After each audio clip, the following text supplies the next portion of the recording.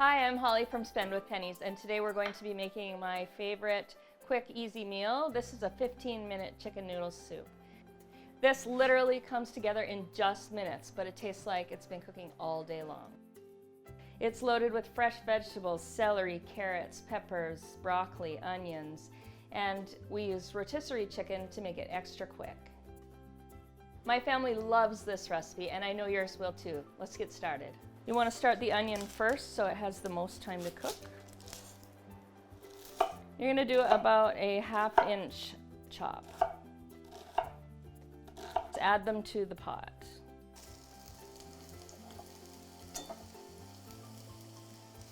One teaspoon of poultry seasoning, a little bit of salt.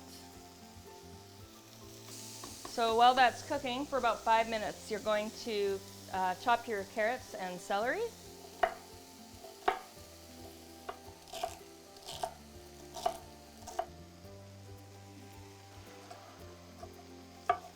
going to add your red pepper.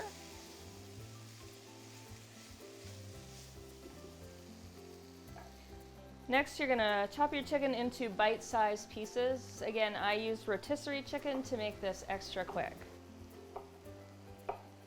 Finally, you're going to add chicken broth, and you'll add 1 bay leaf.